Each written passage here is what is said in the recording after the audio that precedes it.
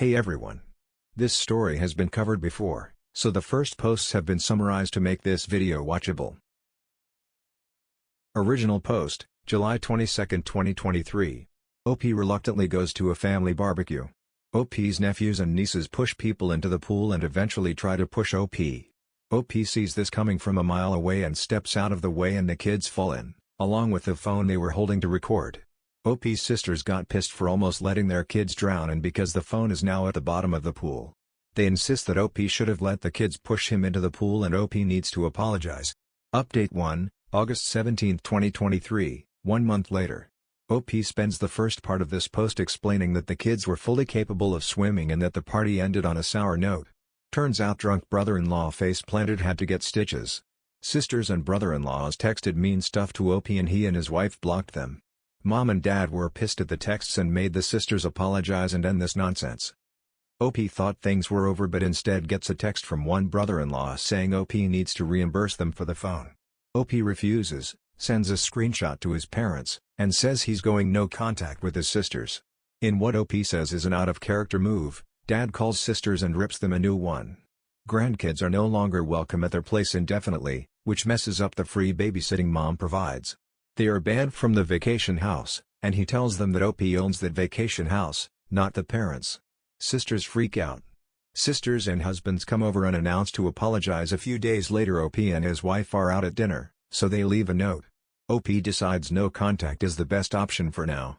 Update 2, August 26, 2023, 9 days from the previous post.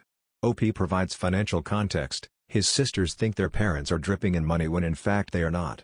Turns out the oldest sister and her family have been living beyond their means and are in need of a loan, which parents can't give.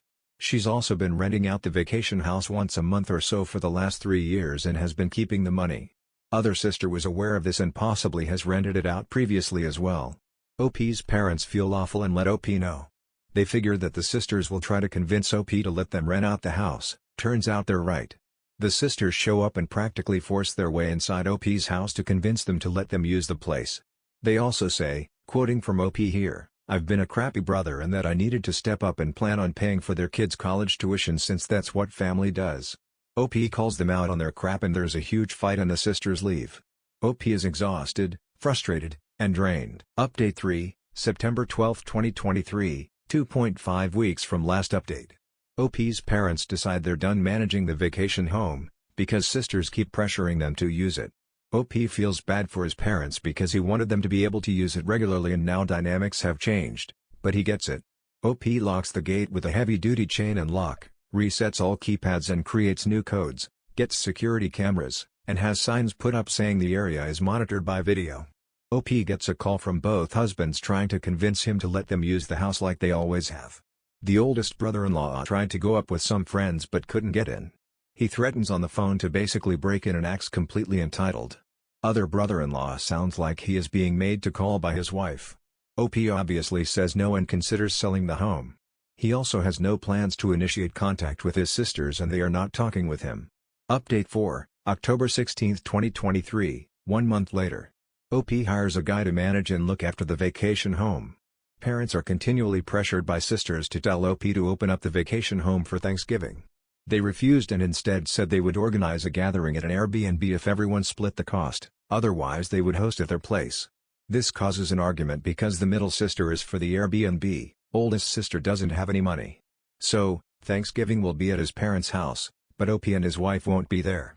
Parents ask OP to not sell for now as they would like to still use the place, but won't until sisters have come to terms with the new normal. Wife and OP have stayed no contact with sisters, but they have called and left messages demanding OP meet with them and work out how everyone can use the family vacation home. OP doesn't respond. OP also does not plan to turn the vacation home into an Airbnb. Update 5, November 27, 2023, 1.5 months later. This post is not summarized. Wrote most of this yesterday but decided to wait to post it until I wasn't so wound up. Waiting didn't work, I'm still wound up. Sorry if this rambles, so much has happened. Hard to write coherently. Things have gone to hell. I really, truly did not think anything like this would happen. Short version, my brothers-in-law broke into my vacation home and were arrested. They've been charged with breaking and entering, destruction of property, and communicating threats, all Class 1 misdemeanors. I've refused to drop the charges. I might do so if I'm fully paid for the damage they caused. They were still in jail as of Saturday evening. I assume they're out by now. Things had settled down, at least I thought so. Haven't seen or heard from my sisters in over 6 weeks. My parents went up to the house for a week and had a good time. David, the property manager I hired, has worked out great. He's done a couple of repairs I asked him to do, and I've given him a list of things that he's going to work on. He usually sends a photo or two of wildlife or a sunset to his clients every week, which was kind of making me want to get up there. Friday after Thanksgiving my brothers-in-law went to my vacation home. They used an angle grinder to cut through the chain on the driveway gate and damaged the gate in the process. They tried to get in through the front door, ruined the lock set, and gouged the door badly. They finally got in through the utility floor door and a locked internal door. They also broke into the barn, I'm not sure why. When they went out through the front door, they were met by sheriff's deputies and David.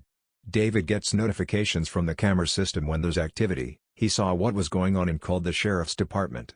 According to David, the brothers-in-law tried to talk their way out of it, but the deputies didn't buy it. Breaking into an empty house is a pretty serious thing up there. Usually, it's meth heads who ransack the place and hawk everything. When the brothers-in-law were arrested they freaked out big time, saying how they were going to beat the hell out of me. Not smart to do in front of cops. David and the sheriff's office tried calling my wife and me to see what we wanted to do, but we were spending the day with her parents and had left our phones in the car so we could be in vacation mode. So, they booked the brother-in-laws on everything, which is what I would have asked them to do anyway. Brother-in-laws called their wives from jail who of course freaked out. They called my folks, tried to call me, and tried to find a lawyer up there to arrange bail, not easy to do given that it's a rural area and was a holiday weekend. My older sister has zero cash, and her cards are maxed out, so if they made bail my middle sister would have had to pay for both husbands. I know they were still in jail as of Saturday afternoon. We didn't check our phones until late Friday on the way home from the in-laws. There were a ton of calls and messages from my mom, dad, David, and the sheriff's department. Talk about ruining a great day. I was in such a good mood until I looked at my phone. My wife read through the texts and listened to the messages, read them out to me, and by the time we got home I had some idea of what was going on. I put my brain back into thinking mode, tried to get past my anger, failed. Called David and got the rundown on what had happened and how bad the damage was, resulting in more anger. I ended Friday by calling the sheriff's department and telling them there was no misunderstanding, the brothers-in-law had absolutely no right to be on my property and I wanted to press charges. I didn't call my folks back. Barely slept. I waited until Saturday afternoon to call my folks. They were both pretty rattled about it all, my mom in particular. My sisters had browbeat them into telling me I should tell the cops it was all a mistake and that I wanted the charges dropped. I refused flat out, and told them there was no way I'd do that until I spoke with an attorney and also not until I was paid in full for whatever it will cost to fix everything 100%. My mom was crying hard by the time we got off the phone, which of course made me feel like shit. My dad suggested it was time for a complete start over but also said he thought they needed to pay for the damage. I haven't gone up to the property yet. There's nothing I can do, and I'll probably go nuts when I see the damage in person. The photos are bad enough. I'm hoping to tomorrow or Wednesday, but my job isn't one I can just wander off from for non-emergencies. I've left messages with 2 attorney friends asking them to recommend the right lawyers to go after my sisters and brothers-in-law. I don't know what I can do exactly, but I'm hoping to get restraining orders. I have all the texts they've sent me, that might help. I'm strongly considering suing them for the money they made renting the place. I don't care about the cash, but it will help make them as miserable as possible. The gloves are definitely off at this point. A couple of side notes. Brother-in-laws had no idea I'd hired someone to keep an eye on things or that there are cameras there now. My parents knew but hadn't told them. There are signs on the property stating it's being monitored with cameras and no trespassing signs though. My wife has completely had it at this point. I don't blame her, she's been more than patient about it all, but she reached her limit and was not shy about letting me know. She told me it's up to me how I deal with this, but that she thought they all needed to be taught a hard lesson. The older brother-in-law likely won't face any repercussions at his job over this, but the middle brother-in-law has a security clearance, so he might. I'm hoping that will be motivation for the middle brother-in-law to pay for the damages himself immediately. David has an interesting background. I knew he was friends with some of the deputies, figured it was because they were all locals. I was wrong. He was a cop in a big city for years, was shot on duty, and afterwards decided to quit and move to where his parents had retired. He has some PTSD over it all. His dog is a certified service animal and is usually with him. I know law enforcement people tend to hang together, I guess that's how they became his friend group. I don't want to see or speak with these assholes for the rest of my life. I know this is in direct conflict with my overwhelming urge to make their lives as miserable as possible. Update 6, December 2, 2023, 5 days later. Didn't think I'd be doing another post this soon, but a lot has happened over the past 2 days. Thursday afternoon I got a courier-delivered envelope at my office. In it was a signed letter from both my brothers-in-law and a cashier's check for $5,000. In the letter they made what I have to say was a really sincere apology. Among other things, they acknowledged breaking in, acknowledged it was wrong, said the $5,000 was to pay for the damage, and that they'd pay more if it cost more than that. Also said they'd stay away from the vacation home unless my wife and I specifically invited them. They also asked that I do what could to get the charges dropped as soon as possible because they both could lose their jobs and that they'd agree to a restraining order or whatever else it took for that to happen. There was more as well, all conciliatory, but that's the gist of it. To say this was a shock is an understatement. It was obviously a total 180 from their past behavior. I'd already made an appointment with an attorney to see about suing my brother-in-laws over the damage and to try to get a restraining order. I called him and told him what I'd just received, and he agreed to meet with me at the end of the day instead of next week. Told me not to deposit the check. We met for about 2 hours. He ended up recommending the wife and I do a settlement and mutual release agreement. He said if we went after them via a lawsuit that we'd almost certainly win but that it could take 2 years or more, there would be sizable upfront legal fees, and that we might never see any money. He also said we could keep the $5,000 free and clear even if we didn't let them off the hook. He's drawing up the agreement. It won't be ready until Monday. The agreement will include what's essentially the civil equivalent of a restraining order. I'd already asked my property manager to work up a bid to get the damage repaired. I called him after the meeting and asked that he get me as close an estimate as possible ASAP. Got that Friday. He thinks it will take around $4,000 to fix everything. Most of that is for the front door. On Friday my attorney contacted each of the brothers-in-laws, told them what we were proposing, and advised them to get their own lawyers. They both agreed to it. The middle brother-in-law told him they could afford to either pay for the damages or pay for a lawyer but not both, and they figured a lawyer wouldn't make any difference given that they really had no defense for what they did. His biggest concern was if the charges could be dropped. From what I can tell they're willing to do anything or sign anything to make this all go away. My attorney also called the DA's office on Friday to discuss dismissing the charges, got the name of the prosecutor, and left them a message but has not spoken to them yet. He thinks they'll dismiss the charges because the brothers-in-law are paying up and they have no priors, but then again, he's not a criminal lawyer. Also said I should be prepared to drive up there on Monday or Tuesday and tell the prosecutor in person that I want everything dismissed. He's also advised me to continue to have no contact with my sisters and brother-in-laws, especially for the next 6 months, and that it will be really important to follow the terms of the agreement when it comes to future interactions with them. I'm guessing that the brother-in-law's change of heart is due to them having figured out what's at stake for them, what it's going to cost them in legal fees and fines, and so on. There's also the possibility that they could go to jail for up to 120 days, and as I've mentioned one of them has a security clearance for his job that could be at risk. So, this is their Hail Mary pass to keep their normal lives. This isn't a perfect resolution to the situation, but at least it will get me past the legal and financial parts that I've been in for the past few months. I doubt I'll ever have a civil relationship with any of them ever again, and that's fine. What I want most at this point is to close this off, get on with my life, and never speak to any of them again. I'm exhausted from this. My wife feels pretty much the same way. Kind of a side issue, but getting the written apology was, weirdly, a huge moment for me. I wasn't expecting that ever, but apparently, it matters to me quite a bit. The money doesn't feel particularly important at this moment. I'll damn sure take it though. Also, I'm pretty certain my middle sister and her husband came up with the money. The cashier's check is from the credit union of the company he works for. Once things are signed, I plan to make one more update, probably just an edit to this post. I'm sorry for being so pedantic. Writing these posts has helped clear my head and the feedback has really helped. I truly appreciate everyone's comments, insights, and support. And I really hope none of you ever have to go through this kind of nonsense. Update 7, December 7, 2023, 5 days later. Tuesday morning, I met with my attorney and went over the agreement. Changed a couple of minor things and he sent it to my sisters and brothers-in-law. It included a requirement that they pay my attorney's fee, about $3,000. They weren't happy about that and tried to negotiate it away, but he told them they either accept it as is or there would be no deal at all and we'd proceed with suing them for the money they got from renting out the place, wear and tear from renting it, repair costs from their break-in, emotional distress, lost income from having to deal with this, attorney fees and whatever else we could. He also told them I would push hard with the DA's office to prosecute every charge. Short version, they came in and signed. I wasn't there. I'm told it was a pretty tense environment, that the middle brother-in-law appeared to have taken charge, and that at one point he told both of my sisters to shut the hell up or he was walking away from the whole thing, making his own deal with us and the rest of them could all go to hell. They provided another cashier's check for $2,500, claimed that's all they had. It's close enough that we're going to accept it as the final payment. The attorney also told me that everyone was very cold and curt towards one another, but that they all managed to keep it together long enough to sign and left without making too big of a scene. I drove up to the vacation house early yesterday to check out the damage and meet with the DA's office. Seeing the damage made my blood boil, it was so senseless. I was so pissed that I was ready to eat the cost of repairs and do everything I could to ruin their lives. Tried walking it off, failed utterly.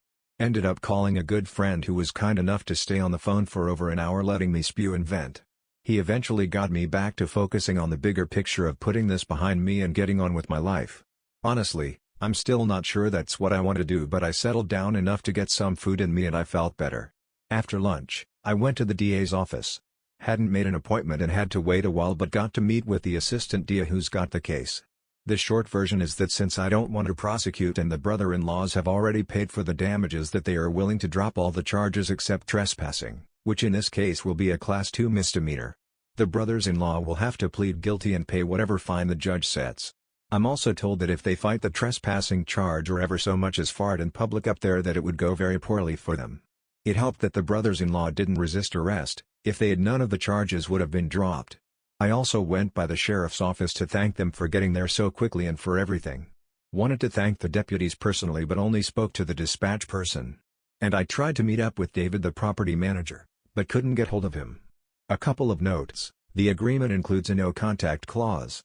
Basically, if any of them show up where my wife or I are, or the other way around, whoever got there last has to leave immediately. No contact except through attorneys or other mutually agreed upon third parties.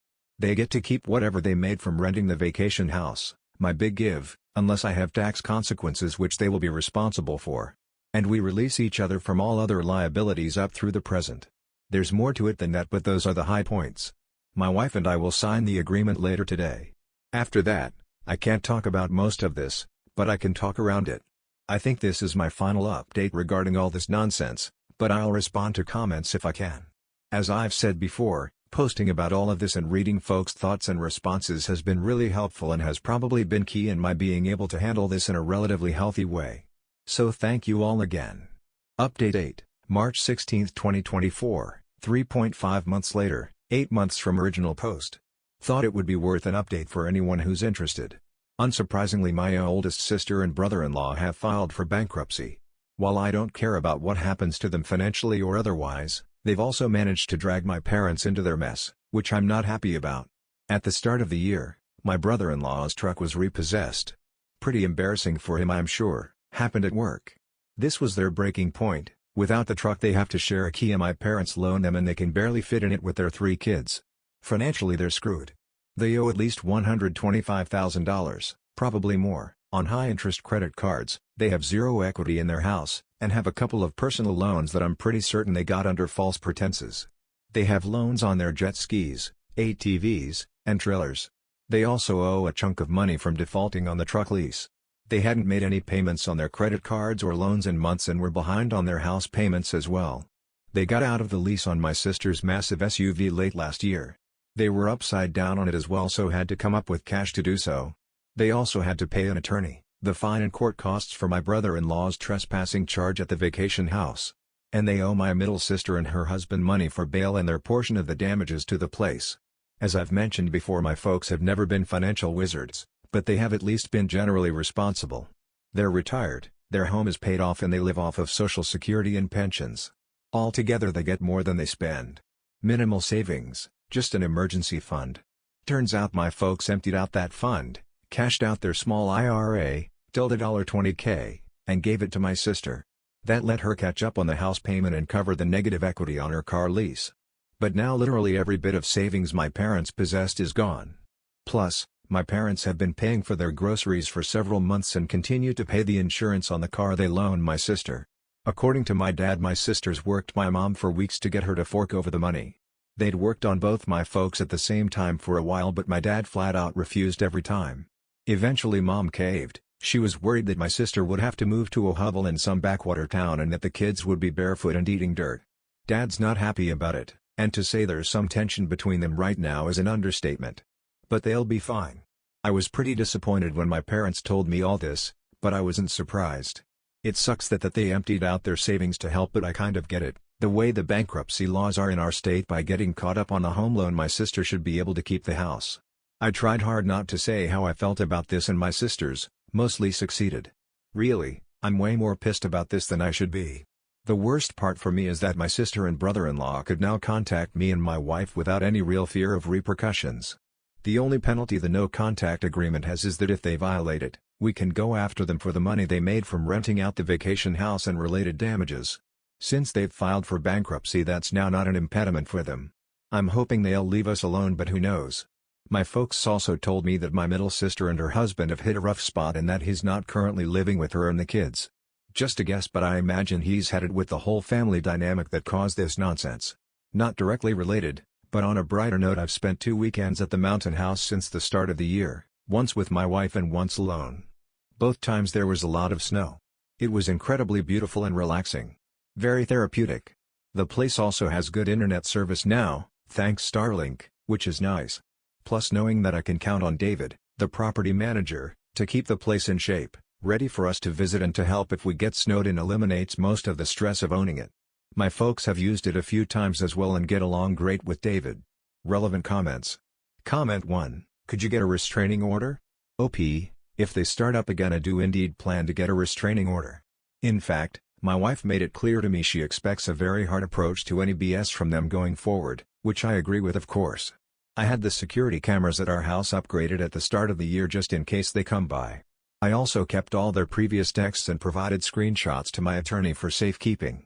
If they cause any trouble at the vacation house, they're toast. The sheriff's department and DA's office have the full story and are sympathetic to our situation. If they lose their home, they may demand to live in the mountain house or with your parents. Thankfully my folks live in an over 55 community, so they can't move in there. Plus, the house is not anywhere near large enough for 7 people unless everybody stays in the great room all the time. And God knows where they'd park. Living in the vacation house isn't practical for them either, again something I'm happy about. With traffic, it's probably 3 hours from there to my brother-in-law's job. They'd have to have 4 WD vehicles to live there year-round too. Plus, from what I understand, the schools there are not very good, and as much as I dislike my sister, I'll say that she's all in on keeping her kids in good schools.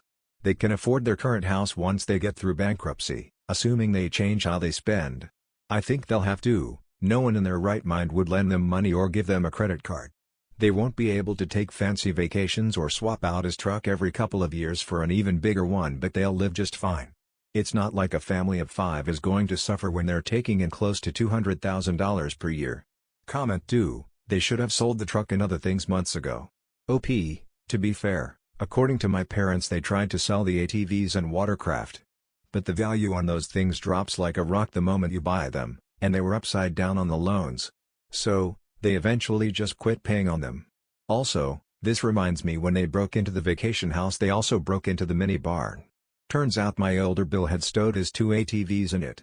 Just guessing, but I think he was going to take them, report them stolen, get an insurance settlement, and sell them on the sly. I found out in January that the ATVs were there and paid to have them taken to my dad's place. He had my brother-in-law pick them up from there. Also, I don't think my brother-in-law was expecting the truck to repoed. I think he was working to catch up on the payments, so they'd have one good vehicle. The finance company must have just run out of patience. Don't blame them, he's a fuck up. Comment 3. They must have been making quite a packet from their fraudulent vacation home income for it to impact their finances to this extent. OP, I think they were grossing at least $50,000 per year, probably more.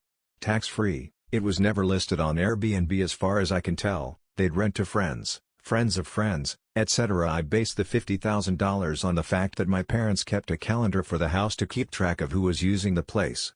I went through the last 3 years worth of calendars and my sisters were using the place a lot, sometimes for a week at a time. Supposedly they were doing school-related planning retreats as well as just family time. I know similar places go for $2,000, or more, per weekend and at least $4,000 for a week. It can sleep 6 people in bedrooms and has a bunk room for kids that all 5 would stay in. Plus, it has 2 queen-size pull-out sofas. If you pushed it, you could fit more people than that. I think my sisters just spend a lot. They constantly have the newest whatever, iPads, TVs, clothes, diets, you name it. So, no matter how much they got they'd spend more. So, this was going to happen eventually. Comment 4, $125,000 on credit cards? OP, $125,000 is my estimate based on my sister telling my parents they were racking up at least $3,000 per month just in credit card interest. She thought it might be more. Their credit was already crap before the bankruptcy, so I'm guessing they might be paying as high as 28% interest. If so, they'd owe about $125,000. If they're paying a lower interest rate the principal would be higher. But yeah, it's an absurd amount. And that $3,000 doesn't include all the other interest they're paying. And of course, there's the principal that just sits there. On the other hand, I'm told they had a great time going to Disney World for a week, so there's that. Comment 5, if your parents ask you for money, make sure to make them sign something. OP, since all this started, I've given a fair amount of thought regarding my parents and their possible need for money in the future. I've come up with an approach that I think will work for me. It's a bit mercantile, but it's the best way I've come up with. If and when my parents need money, I'm going to do a formal loan secured by their home. Basically, it will be a private home equity line of credit, at market interest rate. They can pay it back or not, but when they go to sell the house or die, I'll be first in line to get paid, with interest. This means they can waste it on my sisters if they choose to, but in the end, it will come out of the sisters' share of the house. I'll end up paying for my folks' end-of-life care after they run out of money and equity in their house regardless, of course. It's not like my siblings will contribute. Comment 6, how did your sisters get so entitled? OP, my sisters and I weren't raised to be like they are. When I was young, they weren't any more self-entitled than any other teenagers. We all worked crappy teenage jobs, didn't get spoiled, it was really a very standard suburban upbringing. We weren't super close, but we weren't enemies. Somewhere along the line after going off to college, they changed for the worse. I guess it could be worse, they could have become drug addicts or militant vegan volcano worshippers or whatever. But they sure became people I don't want to be around. And yes, the pool incident was the spark for the meltdown, but the fuel had been accumulating for years. It would have come out at some point that she was renting the house out on the sly and things would have gone to hell then, just like they did now. That's quite the update for this story. I have been following this story since the beginning and it just gets better with each update. For OP's sake, I do hope things calm down, but I would love another update in 6 months or a year. That's all for this video. I hope you enjoyed the new update on this story. And I will see you in the next video.